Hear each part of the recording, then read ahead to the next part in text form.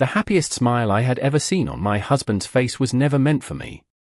That was the thought that shattered something inside me the moment I saw Adrian Blackwood standing beneath the crystal chandeliers of our third wedding anniversary celebration, his usually unreadable expression softened by a warmth I had spent years searching for. Adrian was an enigma, one of the rarest beings our world had ever known, admired for his calm authority, impossible intuition, and the strange silver mark resting beneath the collar of his tailored suit. People often whispered that an enigma's heart could never truly belong to anyone because their instincts were tied to forces no ordinary alpha or omega could understand. I had laughed off those rumors when we married. 3 years later, I wasn't laughing anymore. Our estate overlooked miles of evergreen forest outside Ashcroft, Oregon, and every anniversary the staff transformed the glass ballroom into something that looked like it belonged inside a dream. Thousands of white lights reflected across polished marble floors while a string quartet filled the room with gentle music. Guests smiled, raised crystal glasses, and congratulated us on another year together. I smiled too because I had learned that pretending was easier than explaining the quiet loneliness that followed me everywhere. Adrian had always been kind, respectful, protective. But love was never something he spoke aloud. He remembered every doctor's appointment, noticed when I skipped breakfast, and somehow always knew when I couldn't sleep, yet he never reached for my hand unless cameras were watching or tradition required it. I had convinced myself that this was simply who he was. Then the ballroom doors opened. A tall man with dark blonde hair stepped inside, carrying nothing more than a simple gift box and an uncertain smile. Conversations faded almost instantly. Someone quietly whispered, "Noah Carter is back." I had heard that name before, always spoken with careful hesitation whenever Adrian's past surfaced in old conversations that stopped the moment I entered the room. I looked toward my husband, expecting the same composed expression he showed. Everyone else. Instead, Adrian smiled. It wasn't polite. It wasn't practiced. It was genuine, bright enough to erase years of emotional distance in a single heartbeat. His grey eyes softened with unmistakable relief as he crossed the room without hesitation. Watching him embrace Noah with quiet gratitude felt like standing outside my own life, looking through glass that no amount of strength could break. My chest tightened, but I forced myself to keep smiling while guests admired the reunion. No one noticed how tightly I gripped the stem of my champagne glass. No one noticed that I quietly stepped onto the balcony overlooking the dark forest, letting the cool mountain air steady my breathing. Maybe I had misunderstood everything from the beginning. Maybe I had never been the person Adrian truly wanted beside him. Maybe I had simply arrived after someone else had already claimed the place in his heart. I looked down at the silver wedding band on my finger, suddenly heavier than it had ever felt before.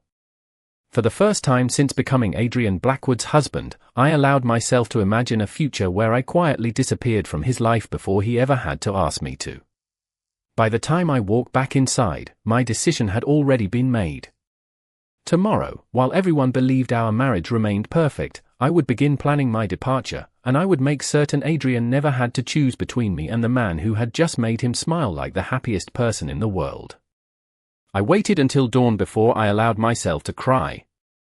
Not because I wanted Adrian to hear me, but because I refused to let the silence inside our home become another burden he had to carry. The morning fog drifted through the pine trees surrounding the estate, wrapping the gardens in a pale silver veil that matched the heavy feeling settled in my chest. Adrian had already left before sunrise. He always started his day earlier than everyone else, disappearing into his private office while the rest of the house slowly came to life. Once, I had believed his discipline was admirable. Now I wondered if it had simply been another way to keep a careful distance between us. I stood in our dressing room, staring at rows of neatly pressed clothes, expensive watches, and framed photographs from charity galas and official ceremonies. We looked like the perfect couple in every picture. Adrian's hand always rested lightly against my back. My smile always looked genuine enough to fool strangers. Yet not one photograph captured the quiet emptiness waiting for us after every event ended. I reached for the small suitcase hidden beneath the bed and placed it on the bench without making a sound. I told myself I would only pack the essentials. A few sweaters, My favorite books. The old coffee mug my mother had given me before she passed away. The watercolor sketch I had painted during our first autumn together in Ashcroft. Nothing that Adrian would immediately notice missing. The less dramatic my departure appeared, the easier it would be for him to move on. My passport rested inside the top drawer of my desk beside a folder containing my personal savings account. Over the years I had quietly accepted freelance illustration projects online under a different name, depositing every payment into an account Adrian never asked about. It was never about hiding money from him. It had simply been comforting to know that a small piece of my life still belonged entirely to me. I opened my laptop and purchased a one-way ticket to Seattle for Friday morning. From there I could disappear almost anywhere. A small coastal town. A mountain community. Somewhere no one knew the name Blackwood. My finger hovered above the confirmation button for several long seconds before I finally pressed it. The confirmation email arrived instantly. It felt strangely cold for something that represented freedom. Later that afternoon I crossed paths with Noah in the library. He stood beside one of the tall windows, reading a leather-bound journal while sunlight traced soft lines across the wooden floor. When he noticed me, he smiled politely and closed the book. "You must be Ethan," he said warmly. "Adrian has spoken highly of you." The words caught me off guard. Adrian had never mentioned talking about me to anyone. "That is kind of him," I answered carefully. Noah nodded with genuine sincerity. "He worries more than he admits." I almost laughed because the statement sounded impossible. Adrian rarely revealed concern even when I was sick. Before I could respond, the library doors opened. Adrian stepped inside, his expression calm as always, but his eyes immediately searched the room until they landed on me. Something strange flickered across the silver mark resting just beneath the collar of his shirt. It glowed for only a heartbeat before fading again. I blinked, convinced I had imagined it, but an odd warmth spread across the matching mark hidden beneath my own collarbone. It was faint, almost like sunlight touching my skin through a closed window. Adrian's gaze lingered on me longer than usual. "Are you feeling well?" he asked quietly. I forced a small smile and answered with the same lie I had repeated for years. "I am fine." As he continued watching me, the warmth beneath my skin returned, stronger this time, carrying with it a strange sense of warning that I could not explain. I tightened my grip on the folded airline confirmation hidden inside my pocket and silently promised myself that whatever this feeling meant, I would still leave before the week was over. Friday arrived wrapped in steady rain that blurred the distant mountains into pale shadows beyond the estate. I woke before sunrise, long before the household staff began preparing breakfast, and quietly zipped the last compartment of my suitcase. Everything I intended to take fit inside a single piece of luggage. 3 years of marriage reduced to less than £40. Somehow that hurt more than I expected. I placed my wedding ring on the nightstand beside Adrian's favorite fountain pen, then hesitated.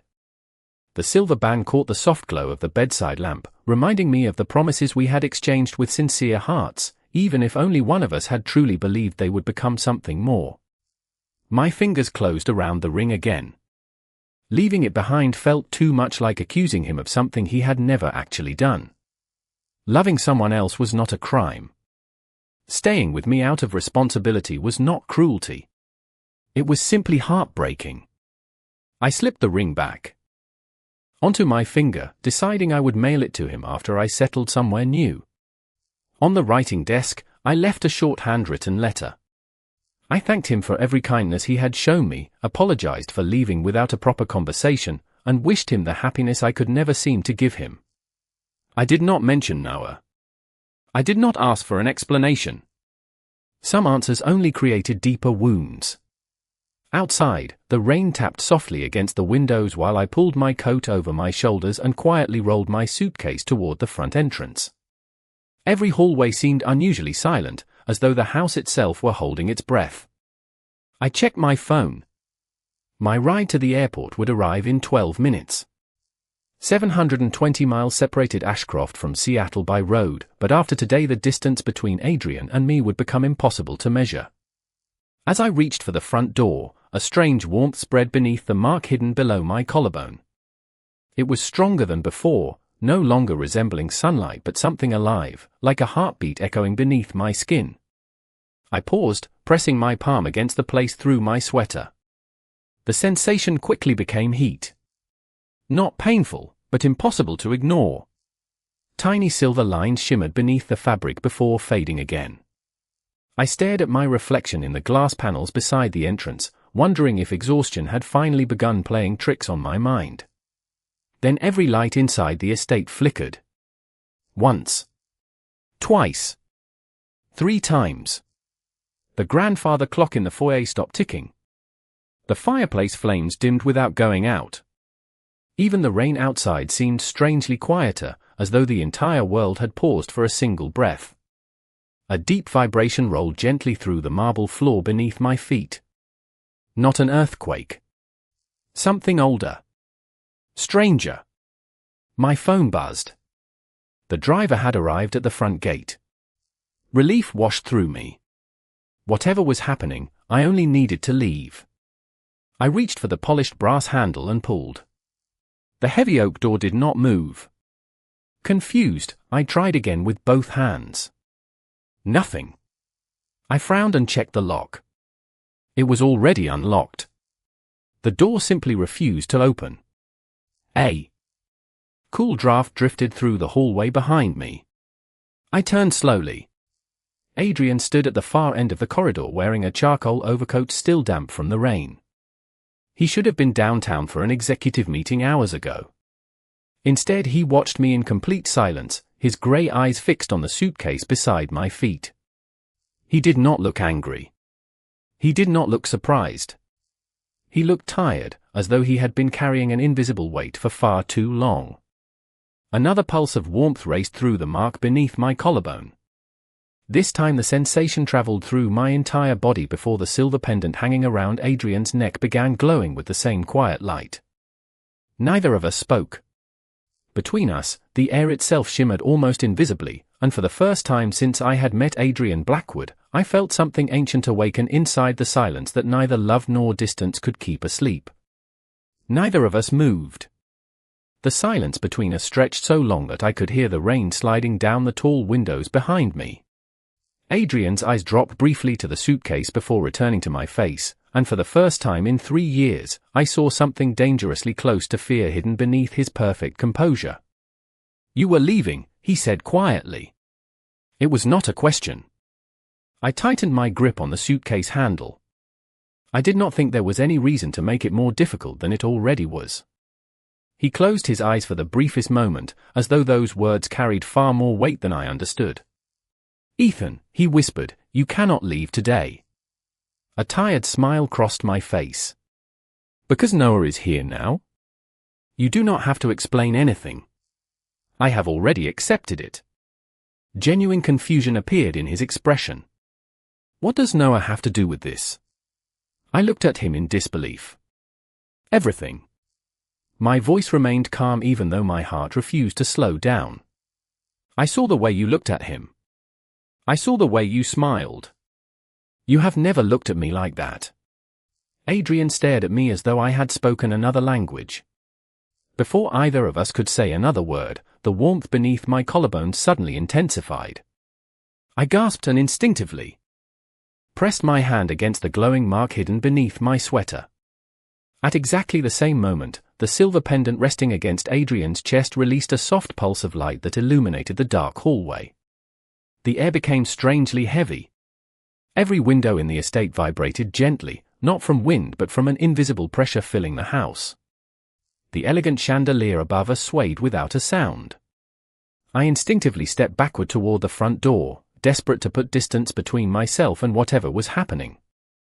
The instant I took that step, a thin ribbon of silver light appeared between Adrian and me. It shimmered like moonlight reflected across still water, stretching from the pendant around his neck to the glowing mark beneath my collarbone. My breathing stopped. The ribbon floated silently in the air for only a second before another strand appeared beside it. Then another. Within moments, dozens of luminous threads connected us, weaving together into something that looked less like light and more like an ancient constellation brought down from the night sky. I reached toward them, but my fingers passed through empty air. Adrian's face lost all color. "No," he murmured almost to himself. "It is happening too early." He crossed the hallway with unusual urgency, stopping only a few feet away. "Listen to me carefully. Do not try to leave this house." "Why?" I demanded. "Because these lights are trying to stop me." His jaw tightened. "Because the bond has awakened." I shook my head. "There is no bond. There is only a marriage certificate." Another pulse rippled through the glowing strands. This time they gently circled around my wrist like ribbons carried by a slow breeze. They did not tighten. They did not hurt. Yet no matter how I moved my arm, the silver light remained wrapped around me, responding to every heartbeat beneath my skin. Adrian slowly lifted one hand. The luminous strands answered immediately, shifting through the air before settling around both of us in a quiet circle of pale light. "This is not a prison," he said, his voice heavy with regret. "It is an Enigma soul chain. Once it awakens, it follows only one law. Until it is completed, it will not allow us to separate." I stared at the impossible light surrounding us, then at the front door that still refused to open despite every lock standing undone. For the first time since deciding to leave, I realized that something far older than misunderstanding had already begun making that choice for both of us. The silver strands remained suspended around us long after the light should have faded. They drifted slowly through the air like ribbons carried by an invisible current, responding to every breath I took. I refused to believe they were real, yet every instinct told me they had been waiting for this moment long before I ever met Adrian. I looked from the glowing threads to the front door that still refused to open. "Tell me this is some kind of illusion," I whispered. Adrian shook his head, his expression more exhausted than frightened. "I wish I could." Before I could answer, hurried footsteps echoed from the staircase. Noah appeared in the hallway, stopping the instant he saw the circle of silver light surrounding us. His face immediately lost its color. "It awakened," he said quietly, almost to himself. We were already too late. My eyes snapped toward him. "You knew this would happen?" Noah let out a slow breath and nodded once. "I knew it could happen. I prayed it never would." My confusion turned into frustration. Someone needs to stop speaking in riddles. Adrian looked toward Noah before returning his attention to me. "There are things I should have explained years ago." "Years ago?" I repeated. "Instead, you let me believe I was simply your convenient husband." His shoulders lowered slightly. "I believed silence would protect you." I laughed without humor. "Protect me from what?" "The truth." Noah stepped closer, careful not to cross the glowing boundary surrounding us. "Ethan, I am not Adrian's first love." The sentence caught me completely off guard. "Then why did he?" Noah smiled sadly. "Because I am the only person still alive who understands what an Enigma bond becomes once it begins." The hallway fell silent again. Rain continued tapping softly against the tall windows while the silver strands shimmered around us, with a steady rhythm that strangely matched my heartbeat. Noah continued speaking before I could interrupt. "My grandfather devoted his entire life to studying enigmas. Adrian came to him when he was barely 20 years old after discovering the mark beneath his collarbone. He spent years searching for answers. I only helped continue my grandfather's research after he passed away." I stared at Adrian. "You never told me any of this." "Because every record ended the same way," Adrian answered quietly. "The more the bonded person knew before the bond awakened, the greater their fear became. I wanted you to have an ordinary life for as long as possible." I shook my head. Nothing about the last 3 years has felt ordinary. A faint pulse traveled through the silver strands again, warmer than before. This time the light reached my collarbone, and the hidden mark glowed beneath the fabric of my sweater with enough brightness to shine through the cloth. Adrian instinctively took one careful step closer. The strands relaxed immediately, becoming softer, almost peaceful. When I stepped back, they tightened again, not painfully, but with unmistakable resistance. Noah watched the change with growing concern. The soul chain is strengthening much faster than the old journals predicted. Adrian closed his eyes for a brief moment before speaking. That means we have less time than I expected. Less time for what? I asked. Adrian met my eyes with a sincerity I had never seen before. To finish telling you the truth before the bond begins making choices neither of us will be able to control. At that moment I realized the greatest secret inside our marriage had never been another person. It had been an ancient promise quietly awakening beneath our feet, waiting until the exact moment I decided to walk away. Noah led us into the estate library, where generations of Blackwood family journals rested behind glass cabinets that had remained locked for decades. The silver strands followed Adrian and me without resistance, quietly floating through the room like streams of moonlight that ignored walls, furniture, and every rule I thought governed the world. As soon as Adrian stopped beside the fireplace, the glowing thread settled again, stretching gently between us with the same steady rhythm as our breathing. Noah unlocked one of the oldest display cases and carefully removed a weathered leather journal whose pages had turned the color of aged ivory. He placed it on the table and opened it with remarkable care. Inside were hand-drawn illustrations of marks almost identical to the one hidden beneath my collarbone. Beside each drawing were detailed notes written more than a century earlier. Noah pointed to one passage. Every recorded Enigma bond begins quietly. Most bonded partners believe they are simply living ordinary lives until one decision changes everything. Separation is almost always the trigger. My eyes remained fixed on the faded handwriting. You are saying this started because I tried to leave? Adrian answered before Noah could. No. It started the day we married. It only awakened because your heart had finally decided to let me go. The word settled over me with unexpected weight. Noah turned another page, revealing a detailed illustration of silver strands connecting two figures standing several feet apart. The soul chain is not created to imprison anyone, he explained softly. It exists because an Enigma bond reaches far beyond legal marriage or ordinary affection. Once both lives become deeply intertwined, the bond waits for the moment one soul believes the connection has been permanently broken. Only then does it reveal itself. I looked toward Adrian. You knew this could happen. His expression filled with quiet regret. I knew it was possible. I did not know when. I hoped it never would. Then why marry me? The question escaped before I could stop it. Adrian did not answer immediately. Instead, he walked to the tall window overlooking the rain-covered forest, his reflection barely visible against the grey morning sky. Because the first time I met you, he said at last, my mark reacted before I even knew your name. I felt my heartbeat stumble. What? Noah smiled sadly. That is why Adrian spent years searching for my grandfather. Every known record said the same thing. When an Enigma mark recognizes its true counterpart, it cannot choose someone else. It can ignore the bond for a while. It can delay it. But it cannot replace it. My mind raced through countless memories. Adrian insisting on driving me home after our first charity event. Adrian somehow appearing whenever I was overwhelmed without anyone calling him.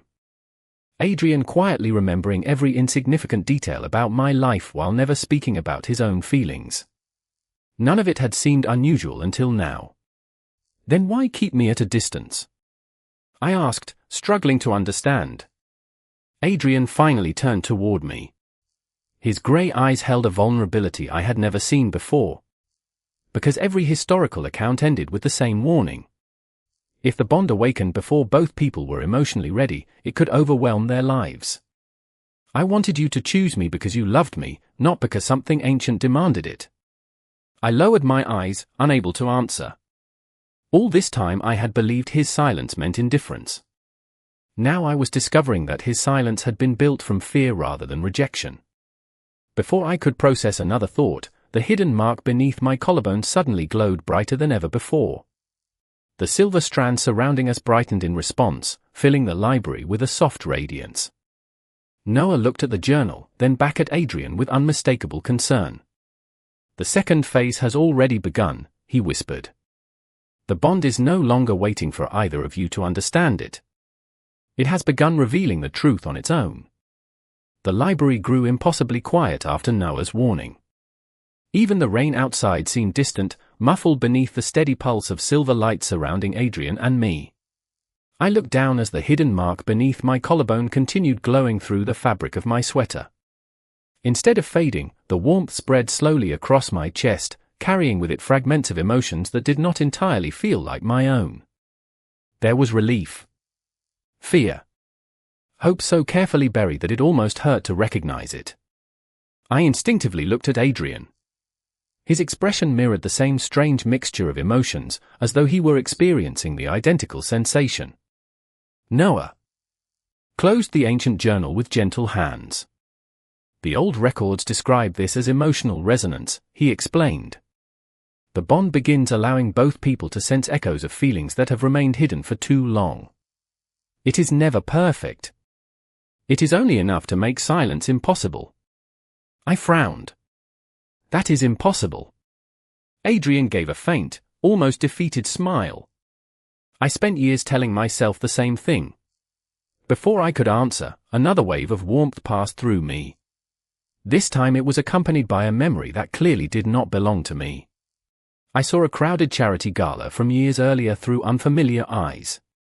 I watched myself standing alone near a balcony, laughing softly with an elderly guest after helping him retrieve a dropped cane. The memory lingered only seconds before disappearing, but one detail remained painfully clear. Someone had been watching me from across the ballroom with quiet admiration. I looked at Adrian in disbelief. "That was you?" His eyes widened. "You saw it?" I nodded slowly. "You were watching me before we ever spoke." Adrian lowered his gaze. "That was the night my mark awakened for the first time." My heartbeat quickened. "You recognized me that early?" "I did not understand what I was feeling," he admitted. "I only knew that every instinct I possessed wanted to walk toward you, while every historical record warned me to stay away until I understood the consequences." Noah leaned against the edge of the table, listening in silence. Adrian continued speaking, his voice quieter than I had ever heard it. "I searched for reasons to convince myself I was mistaken. I traveled. I accepted projects overseas. I avoided every event where I thought you might appear. None of it mattered. Every path somehow led back to you." Another gentle pulse moved through the silver strands surrounding us. This time I felt something else from Adrian, not a memory but an emotion that had remained hidden for years. Loneliness. Not the ordinary loneliness of an empty room, but the exhausting loneliness of carrying a secret that could never safely be shared. It settled inside me so vividly that tears formed before I realized they were there. Adrian noticed immediately. "Ethan." His voice carried genuine concern. I shook my head, trying to understand the feelings flooding through me. "You were never avoiding me because you did not care." He closed the distance between us until only a few feet remained. The silver strands brightened but remained calm, floating peacefully around our shoulders. "Every time I wanted to tell you how I felt," Adrian confessed, "I imagined the possibility that you would question whether your feelings were truly yours or simply the influence of the bond. I could not bear the thought of taking away your freedom to choose." His words broke apart the final pieces of every misunderstanding I had carried through our marriage. I remembered every quiet gesture that had once felt distant, the warm tea waiting beside my desk after late nights, the handwritten reminders to eat lunch, the fresh paintbrushes that mysteriously appeared whenever mine wore out. None of those moments had been obligation. They had been love spoken in a language I had never learned to hear. As that realization settled inside me, the silver mark beneath my collarbone stopped burning. Instead, it glowed with a calm, steady warmth unlike anything I had ever experienced. Noah looked at both of us before speaking almost in a whisper. "The bond has accepted the truth. Now the only choice left is whether the two of you will accept it as well. Noah quietly excused himself, carrying the ancient journal back toward the display case, leaving Adrian and me alone in the vast library. The silver light surrounding us softened until it resembled the gentle glow of moonlight resting across calm water. For the first time since that impossible morning began, the silence between us no longer felt cold. It felt unfinished. I looked at the suitcase still standing beside the library door, a quiet reminder that only an hour earlier I had been determined to leave everything behind. It suddenly seemed to belong to someone else. Adrian remained where he was, giving me space even now. That simple gesture made my chest ache more than any dramatic declaration could have. He still refused to take away my choice. "I should have trusted you," he said at last. Not only with the truth about the bond, but with my own heart. His voice carried no excuse, only regret. I slowly walked toward one of the tall windows overlooking the rain-soaked forest. The clouds were beginning to break apart, allowing thin ribbons of sunlight to filter through the towering pines. "Do you know what hurt the most?" I asked quietly. Adrian did not interrupt. "It was never your silence by itself. It was believing that no matter how hard I tried, I would always come second to someone I could never compete with." Behind me, I heard his measured footsteps approach before stopping several feet away. "There has never been anyone for you to compete with," he answered. "Noah helped me survive my fear. You became the reason I wanted a future beyond it." I closed my eyes as another gentle wave of warmth flowed through the silver mark beneath my collarbone. This time it carried no confusion, only quiet certainty. I could feel Adrian's sincerity as clearly as if he had placed every memory into my hands. I turned to face him. "Why did you never smile at me the way you smiled at Noah?" A faint expression crossed his face, softer than anything I had seen before. "Because when I looked at Noah, I felt relief that an old friend had returned safely." He paused before continuing. "When I looked at you, I felt something much more frightening. I loved you so deeply that I was constantly afraid of saying the wrong thing, moving too quickly, or allowing the bond to influence your feelings before you discovered them yourself. I forgot that love hidden too carefully can look exactly like the absence of love." The truth settled over me with unexpected gentleness. Every misunderstanding that had seemed impossible to untangle now unraveled one quiet thread at a time. I reached into my coat pocket and removed the folded airline confirmation I had printed the day before. I stared at it for a long moment before slowly tearing the paper into small pieces. The fragments drifted into the nearby fireplace, where they disappeared without a trace. Adrian watched silently, never asking me to stay. That mattered more than he would ever know. "I am not staying because of the soul chain," I said as I met his eyes. "I am staying because for the first time since we married, I finally know the truth. This choice belongs to me."